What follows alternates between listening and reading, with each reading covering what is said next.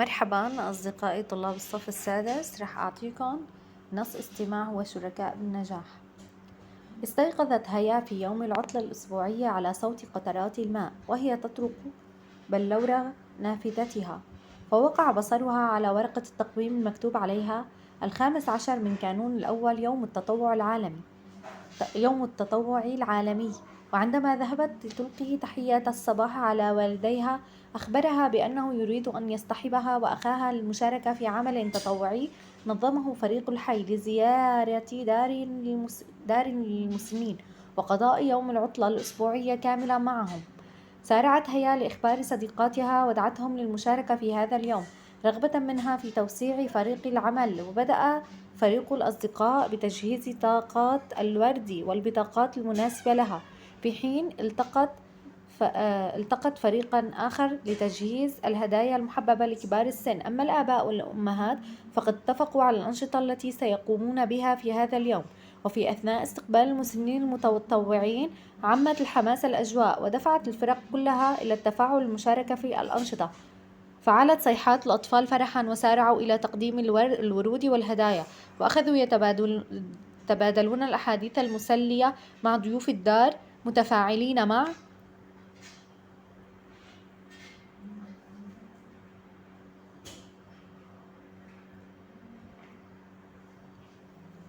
وين صرنا؟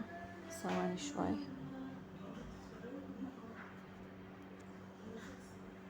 طيب، وفي أثناء استقبال المسنين المتطوعين عمت الحماس الأجواء ودفعت الفرق كلها إلى التفاعل والمشاركة في الأنشطة. فعلت صيحات الأطفال فرحا وسارعوا إلى تقديم الورود والهدايا، وأخذوا يتبادلون الأحاديث المسلية مع ضيوف الدار متفاعلين مع الأنشطة التي اتفقت فرق العمل التطوعي على تنفيذها. هون خربطت.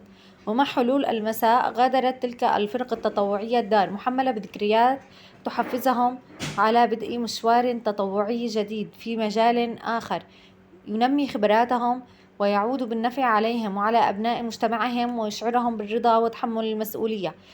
هلأ المقطع الثالث. بلهفة طارت هيا وأخوها أغيد إلى جدهما ليخبراه عن يوم مميز لهما، فحدثهما بفرح واعتزاز عن مساهماته الماضية بأعمال تطوعية في مجالات عدة، وعن نشاطاته في جمعية تعمل لرعاية المحتاجين. وأنهى حديثه بقوله: الأعمال التطوعية تترجم انتماءنا لبلدنا، بلد الخير والعطاء، وفيها يستنهض الشباب الهمم والطاقات لمواجهة التحديات وخدمة المجتمع.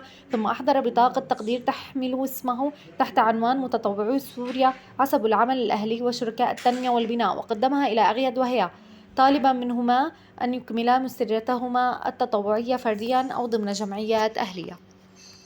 هلأ رح نروح نحل الأسئلة. هذا هو شركاء النجاح استماع قرأت لكم إياه. جمعية سورية لتأهيل المعاقين حركيا.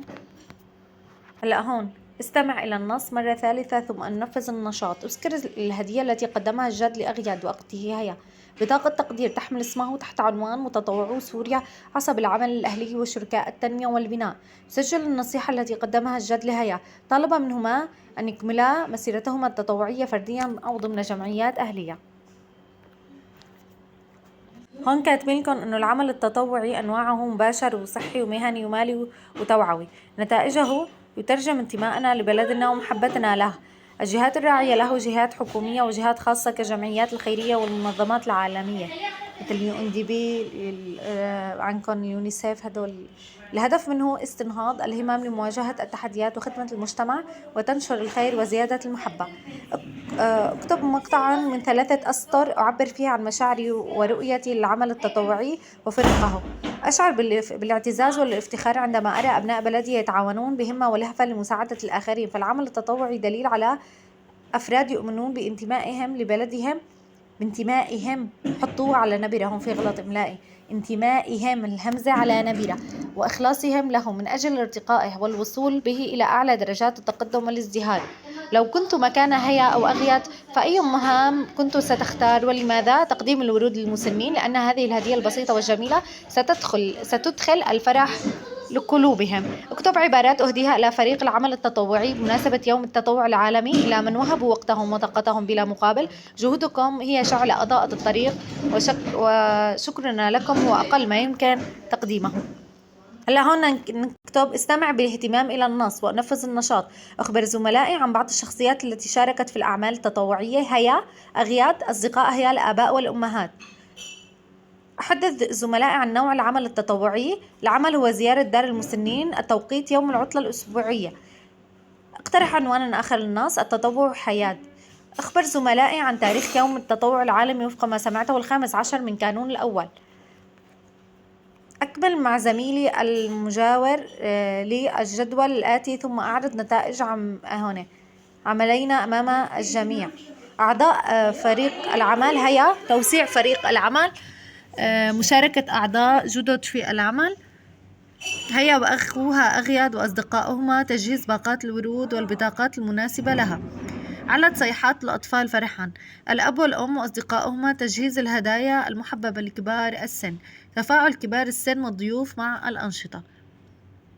قبل المشاركة الحماسة أثناء التخطيط العمل التطوعي. الفرح والحماسة أثناء تنفيذ مهام العمل التطوعي. الفرح والسعادة بعد الانتهاء من تنفيذ المهام.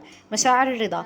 أخبر زملائي بنتائج العمل التطوعي على كل من الفرد والمجتمع وفق ما ورد في النص. الأعمال التطوعية تترجم انتمائنا لبلدنا بلد الخير والعطاء. فيها يستنهض الشباب الهمم والطاقات لمواجهة التحديات وخدمة المجتمع. هلأ شوفوا هون أنا كنت مشتركة بعمل تطوعي هو الرسم على الوجوه، وكمان هون مع الأطفال، كمان هون كنت عم بقدم دعم نفسي من قبل كم مشي 3 سنين، يعني كان الأشياء النفسية وهيك. فإنه الواحد فيه يتطوع ويشارك بعمل تطوعي للكبار وللصغار كان.